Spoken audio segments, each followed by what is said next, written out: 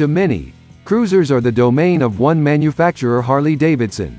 However, look aside from the obvious and there is a vibrant subculture of laid-back bikes from Japan. While some may instantly turn their noses up at the thought of a cruiser that isn't from America, the fact of the matter is that quite often these bikes are actually not only cheaper, but also better performing than the bikes they replicate, which is exactly the case with Yamaha's 15950 and XV950R. Introduced in 2013 before finally being killed off by Euro 5 in 2021, the 15950 is a classic, air-cooled, V-twin cruiser in the bobber style intended to be ripe for customization via a raft of Yamaha's own accessories.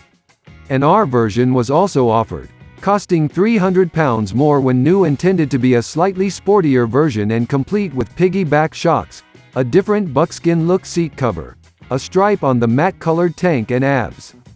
Both being fairly cute and light compared to most cruisers, are straightforward, reasonable handlers and reassuringly reliable.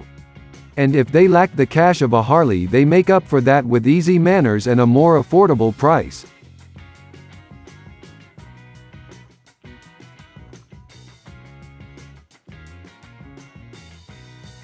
Although the 15950 was a new model, it used the same engine as the preceding XVS950A Midnight Star, which came out in 2009, although it was updated slightly with a revised top end and different EQ. As such, it's a traditional, cruiser-style air-cooled V-twin, in this case being a 60-degree design with a single overhead cam. 4 valves per cylinder help give better performance than most. It's also impressively smooth. The gearbox is slightly clunky, but being a cruiser, this is normal and compensated for by an impressively light clutch, while the novel Harley-style belt final drive means there's little need for maintenance. The 2-in-1 standard exhaust looks good and has a deep exhaust note, but is necessarily fairly muted, although an Akrapovic replacement silencer is on the Yamaha accessory list, sounds far fruitier and is a common addition.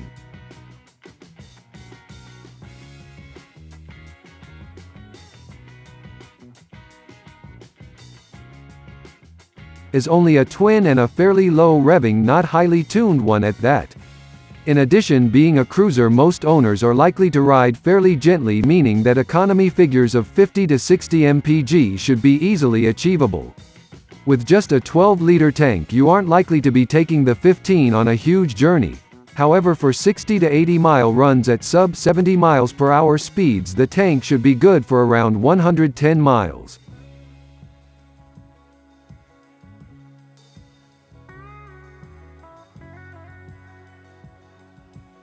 Introduce a few bends into the equation and the 15950 is remarkably assured and clearly demonstrates its superiority over a Harley 883.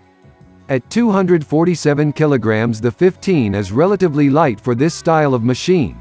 It's also slim, and its low seat height makes the 15 easily for anyone to control. The Yamaha's suspension and geometry also make it surprisingly good in the bends. Once leant over, the 15 feels assured and well balanced through the corners and is certainly a better handling bike than an 883. You can chuck the 15 from foot peg to foot peg through an S-bend and it will respond without going into a frenzy of wobbles, as, despite the suspension being set soft, it still has a sporty edge. However, being a bobber-based machine means a lean angle of nowhere close to Marquez is required before you're scraping the pegs and shearing away at those hero bolts.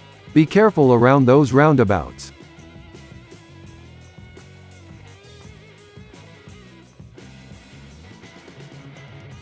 The 15950 has just a single front disc brake gripped by a twin piston caliper.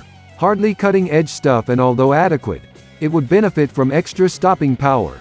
It's also one of owners' most common gripes. When first launched, there was no ABS on the standard model, but it was fitted to the R, although it did become standard later. The lack of ABS is noticeable, but you know what? It kinda fits with what the 15950 is all about. The low-seated riding position means your hip to knee runs parallel with the ground with a knee bend angle of sub 90 degrees. This in turn means that your feet aren't stretched out in front, and the two-part saddle provides a suitable and comfortable position to reach to the bars and its thicker than usual grips. The XV seat is fairly well padded and the vibrations from the motor non-intrusive. The R model's better shocks offer a very slightly plusher ride. But although comfortable for an hour or so, neither is a touring or distance machine. The short travel shocks begin to jar your back, and unless you have a screen, or ride at just 60 miles per hour, motorway riding becomes tiring as the wind hitting you in the chest makes it hard work above 60.